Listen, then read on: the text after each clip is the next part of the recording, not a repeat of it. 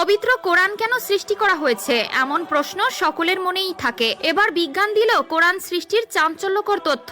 মানব জীবনে পবিত্র কোরআনের তাৎপর্য কতটুকু সেটাই জানিয়েছে বিশ্ববাসীর কাছে। প্রিয় দর্শক, এমন 10টি সূরা আছে যা মানুষের জীবনের সাথে ওতপ্রোতভাবে জড়িয়ে আছে। তো চলুন বেশি কথা না বলে জেনে আসি বিজ্ঞান কি যুক্তি দাঁড় করালো। অবশ্যই ভিডিওটি শেয়ার করে কোরআনের এই সত্যতা জানিয়ে দিবেন এবং আপনি যদি একজন প্রকৃত মুসলিম হয়ে থাকেন অবশ্যই আলহামদুলিল্লাহ কমেন্ট করবেন।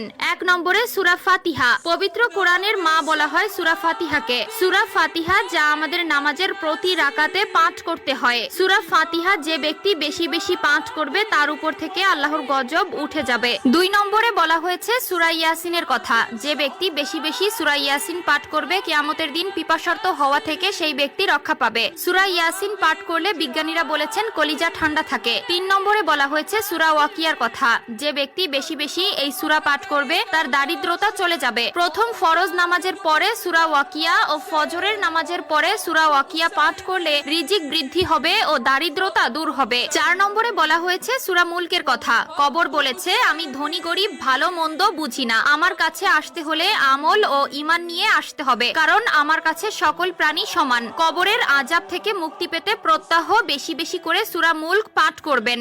মনের অশান্তি দূর হবে ও কবরের আযাব থেকে রক্ষা পাবেন। 5 নম্বরে বলা হয়েছে সূরা কাউসারের কথা। যে ব্যক্তি বেশি বেশি এই সূরা পাঠ করবে সে শত্রুর অনিষ্টা থেকে রক্ষা পাবে এবং আল্লাহর রহমতের ফেরেশতারা তাকে শত্রুদের থেকে হেফাজত করবে। 6 নম্বরে বলা হয়েছে সূরা কাফিরুনের কথা। যে ব্যক্তি সূরা কাফিরুন বেশি বেশি পাঠ করবে মৃত্যুর সময় সেই ব্যক্তি কুফরির হাত থেকে রক্ষা পাবে। 7 নম্বরে বলা হয়েছে সূরা ইখলাসের কথা। যে ব্যক্তি এই সূরা বেশি বেশি পাঠ করবে সে মুনাফিকি হতে রক্ষা পাবে। হাদিসে বলা হয়েছে কোন ব্যক্তি যদি 3 বার সূরা ইখলাস আল্লাহর প্রতি বিশ্বাস এনে পাঠ করে তাকে 1 খতম কোরআনের সওয়াব দেওয়া হবে। 8 নম্বরে বলা হয়েছে সূরা ফালাকের কথা। কোন ব্যক্তি যদি এই সূরা বেশি বেশি পাঠ করে সে হিংসুকের হিংসা থেকে রক্ষা পাবে। 9 নম্বরে বলা হয়েছে সূরা নাসের কথা।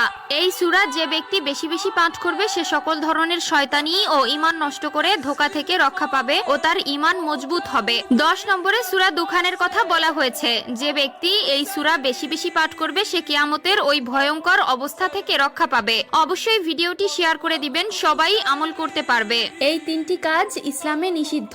জীবনে যতই ভুল করেন তবে ভুলেও এই 3টি কাজ করতে যাবেন না, তাহলে মারাত্মক বিপদে পড়বেন। 1 নম্বরে যে নিষিদ্ধ কাজটি রয়েছে সেটি হলো ঘুমানোর সময় উপর হয়ে ঘুমানো। প্রিয় দর্শক, উপর হয়ে বুকে ভর দিয়ে ঘুমাতে ইসলাম নিষেধ করেছে, কারণ শয়তান সবসময় উপর হয়ে ঘুমায়। 2 নম্বরে যে নিষিদ্ধ কাজটি রয়েছে সেটি হলো বাম হাতে খাওয়া বা পান করা। 3 নম্বরে যে নিষিদ্ধ